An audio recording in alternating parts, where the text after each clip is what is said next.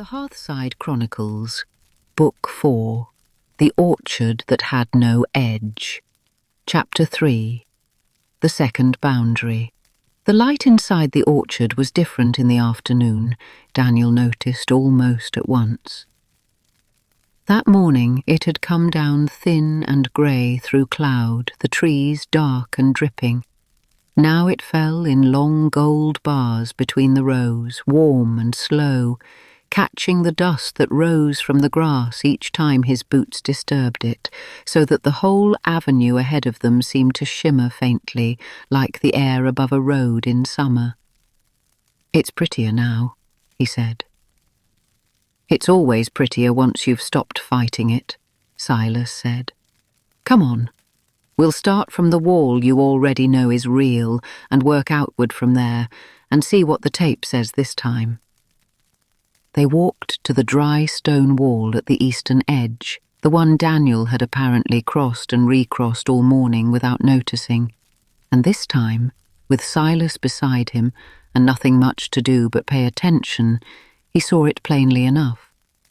Old grey stone, lichened, about waist height, running in a reasonably straight line between two hawthorns that marked its ends. It looked exactly like every other field wall Daniel had measured in 12 years of work, unremarkable in every respect except for the fact that it apparently was not quite where it was.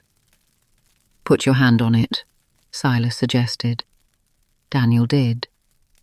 Cold, rough stone, solid under his palm. "Feels ordinary enough." "It generally does. Now walk along it, this way, keeping your hand on the top of it the whole time, and count your paces same as you did this morning." Daniel began to walk, one hand trailing along the wall's uneven crown, counting under his breath. 10 paces, 20. At 30, the wall was still beside him, unbroken, and he felt a small, private satisfaction at having, apparently, found one solid fact in an otherwise unreliable morning. At 40 paces, he glanced sideways and found that his hand was no longer resting on stone. It was resting on the low, split trunk of an apple tree. He stopped walking and stared at it. There was no join, no seam, no moment he could identify at which wall had become tree. His hand had simply moved, at some point in the last 10 paces, from one surface to the other without any sensation of the change at all, the way a dreamer moves between rooms that could not possibly connect and does not think to question it until they wake. "There it is," Silas said from a little way behind him, sounding entirely unsurprised. "I didn't feel anything change." "No, you wouldn't. That's rather the difficulty with describing it to people afterward. It isn't a door or a step or anything with an edge you could put a measurement to. It's more as though the orchard simply changes its mind about what it wants to show you part way through you looking at it." Daniel took his hand off the tree, as though it might do something further if left there, and turned in a slow circle. The wall was nowhere in sight now. Around him, on every side, apple trees, heavy with fruit, arranged in rows that curved gently away in whichever direction he looked, exactly as they had that morning. "I've walked out of sight of the wall in 40 paces, he said, "on a boundary that's meant to be 4 acres across." "You have?" "That's not possible."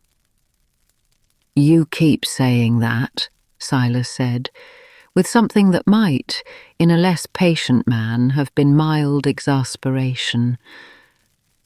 "I'd stop if I were you. It isn't getting you anywhere, and the orchard doesn't seem inclined to care one way or the other whether you find it possible." Daniel opened his notebook and, more out of professional habit than any real conviction that it would help, began to sketch the tree in front of him, its split trunk, the grey rope swing hanging still in the windless afternoon, cross-referencing it against the notes he had apparently taken that morning during the hours he could not remember. To his considerable surprise, the earlier notes matched, the same tree, the same swing, described in his own hand with a precision that suggested he had stood exactly here once already and measured its position with proper care. "I've been here before," he said slowly. "Around 9:30, according to what Constance told you. Then the wall should be 40 paces back that way." He pointed. "If I walked 40 paces from the wall to this tree, the tree should be 40 paces from the wall. That's simply how distance works." "It generally is," Silas agreed. "Try it. Walk back the way you came, same 40 paces, and see what you find at the other end."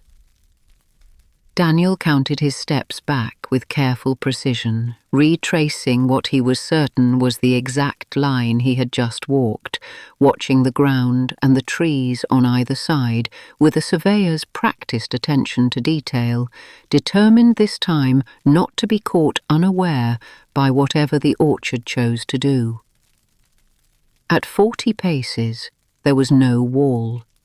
There was another tree, a different one, younger, with none of the split trunk or the swing, standing in a spot that felt, as far as Daniel could judge such things by feeling alone, exactly like the place he had started from, and was quite clearly nothing of the sort. He stood very still for a long moment, notebook open in his hand, pencil hovering uselessly over a fresh page, and found that the sensible, ordinary part of him, the part that had built a whole career on the reliable relationship between a measuring wheel and the ground it rolled across, had simply run out of things to say.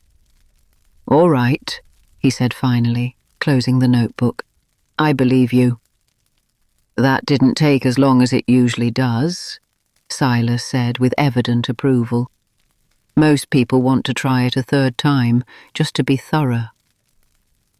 "Would a third time show me anything different?" "Probably. Or it might show you exactly the same thing twice in a row just to make you doubt yourself in a different way. The orchard isn't consistent about being inconsistent, if that makes any sense."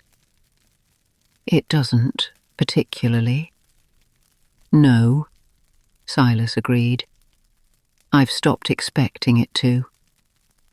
They walked on together, no longer with any real pretense of measuring, Silas leading and Daniel following a half-step behind, through rows that opened and closed around them with the same soft, obliging ease Daniel remembered from that morning, once he had given up trying to walk them in a straight line.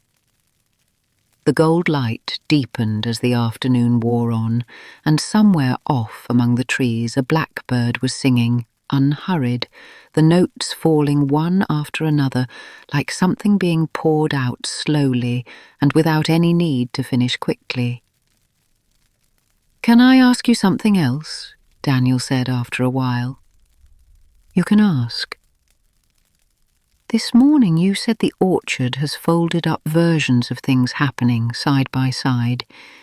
You said something similar happened to you once, that you remember leaving, and you remember staying, and both of those mornings happened to you." "I did say that." "How do you know which one is real? The one you're living now, I mean." Silas walked several paces before answering, hands in the pockets of his canvas jacket. And when he did speak, it was slower than before, more careful, the tone of a man handling something he did not often take out and look at. "I used to think that was the important question," he said. "Which one was real? and which one I'd somehow lost, or given up, or left behind in the wrong version of my own life. I spent a fair few years turning it over, back when I was younger than you and rather less patient about not having answers. He glanced sideways at Daniel. I don't think it's the important question anymore. What's the important question then? Which one I'm glad of. Silas said it simply, without any particular weight, the way a man remarks on which of two roads he prefers to walk, rather than which one is correct. I'm glad of this one, the foundry and ivy, and whatever life that version of me is living 2 towns over, if he's living it at all and not just something I dreamed up one afternoon under a tree much like this one, I hope it's a good life. I find I don't mind not knowing. There's a kind of peace in that, once you stop fighting it, same as with the walls. Daniel thought about this for a long stretch of quiet walking, the two of them moving between rows that had, without his quite noticing when, stopped feeling strange to him and started feeling merely unfamiliar. The way any new place feels unfamiliar, right up until you've walked it enough times to call it known. I think, he said eventually, that I've spent most of my working life doing exactly the opposite of what you're describing. Measuring things so precisely that there's no room left for not knowing. I'd guessed as much, Silas said, not unkindly. It's usually the precise ones the orchard takes the longest with. Is that meant to be a comfort? It's meant to be true. Whether it's a comfort is rather up to you. They came, without any particular fanfare, to the low stone bench beneath the split-trunked tree, its brass plate catching the last of the gold afternoon light. And Daniel found himself sitting on it again, this time entirely on purpose, with Silas settling onto the grass nearby, back against the trunk, in the manner of a man perfectly at ease with an afternoon that had nowhere pressing left to go. I still have to write a report, Daniel said after a while. For the Hallidays, for my firm, something with an actual number of acres on it. You will. Write down 4. It's near enough true on the days the orchard's feeling reasonable and nobody official is likely to come and check it against what you felt while you were standing in it. And if someone does check, then they'll have their own strange morning, and you can tell them with a perfectly straight face that the measurements are all correct, because as far as anyone's ever been able to prove, they always have been. Silas closed his eyes, tipping his face up toward what little sun came down through the leaves. It's a very cooperative orchard, in its own way. It just doesn't cooperate with rulers. Daniel found, sitting there, that he no longer particularly minded. The urgency that had driven him out of the house at 8:30 that morning, the need to have the whole business measured and filed and finished before lunch, seemed, in the slow gold light of the afternoon, to belong to someone else entirely, some earlier and more hurried version of himself that he was in no great rush to get back to. Somewhere behind him, faint and unhurried, he thought he heard the low, single chime of a clock, though there was no house in sight, and no reason at all that a clock should be striking out here among the trees. He did not ask Silas about it. He had begun, without quite noticing the moment it happened, to understand that some questions in this particular corner of the county were better left where they fell.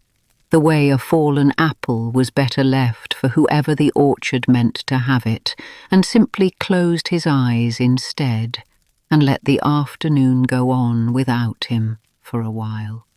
Next, Chapter 4, The Report.